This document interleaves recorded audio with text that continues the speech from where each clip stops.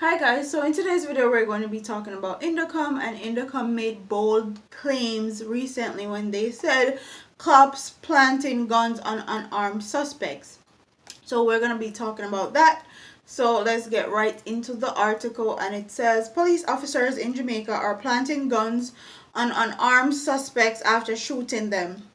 According to the Independent Commission of Investigation, planting guns and other forms of evidence at scenes of crimes has in fact, been a long-standing practice by rogue members of the Jamaica Constabulary Force to bolster weak cases.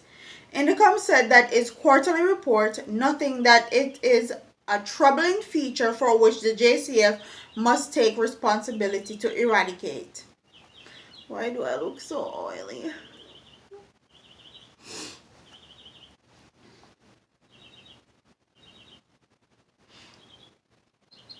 The repeated allegations of planting firearms is beyond antidote.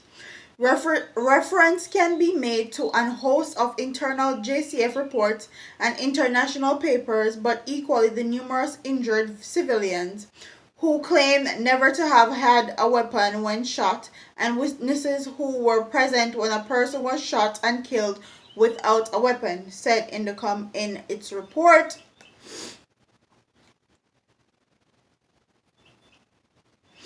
The body went further. At the coroner's inquest in 2012, a governor ballistic expert testified that the issue of previously submitted firearms being recovered again was a well-known problem at the forensic laboratory.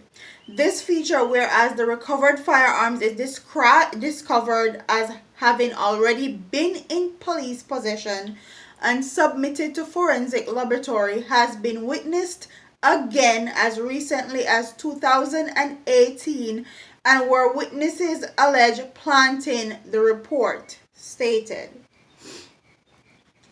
Oh, wow. So basically, these police officers put these guns into forensics for them to test and do their investigation and all that. But somehow, some way, the same gun that they put into forensic comes up at another crime scene, is basically what they're trying to say. Another recent fatal shooting investigation revealed that the firearm purported to have been found with the dead man was undetermined by the fact that the same weapon was already recorded in police records as having been recovered elsewhere a month before. Wow. The ballistic examinations of the police MP5 weapon held within the police armory revealed that spent casing recovered from the scene of two alleged civilian murders matched the police weapon. Wow. And ammunition should be safely secured and under police control, with sufficient audit trail and accountability so as to prevent the loss or misappropriation. The presence of such recovered weapons being discovered at the secondary shooting scenes gives rises to a significant suspicion of police account provided.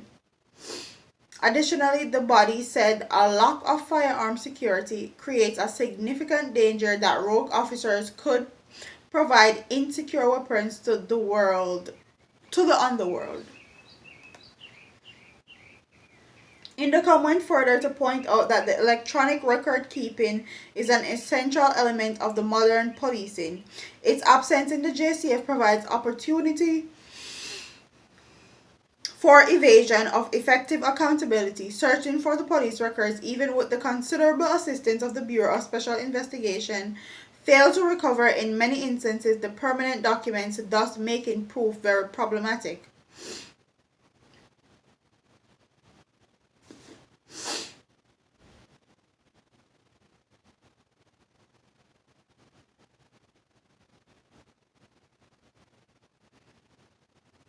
Somebody said nothing new, long time practice, not only by the Jamaica police but globally.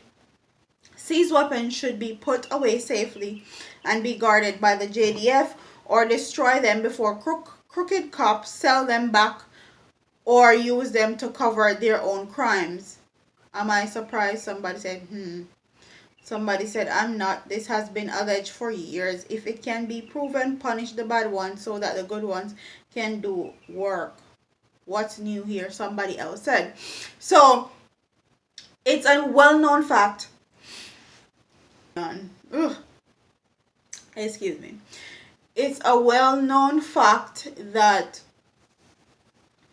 Jamaican police, okay, Jamaican police officers plant weapons on people. Like, it's a well-known fact. It's nothing new.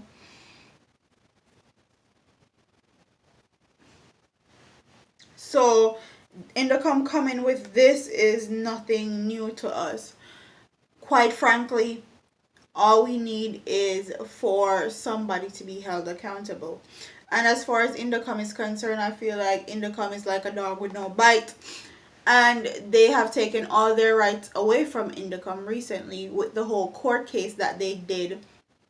And the JCF actually won that court case. So now Indocom doesn't have much weight.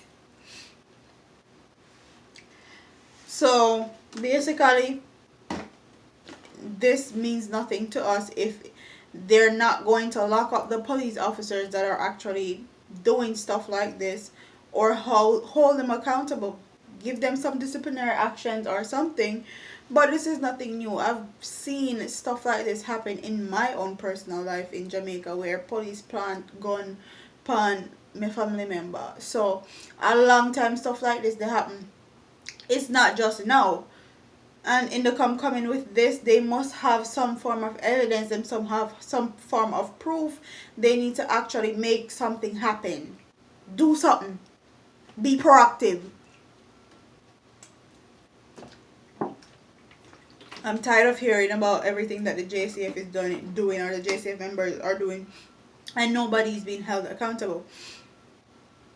If your own prime minister can come out and talk down to Indocom and scrutinize Indocom and all that, I don't think Indocom have a chance of actually getting anything done. They're just going to be doing puppet work basically.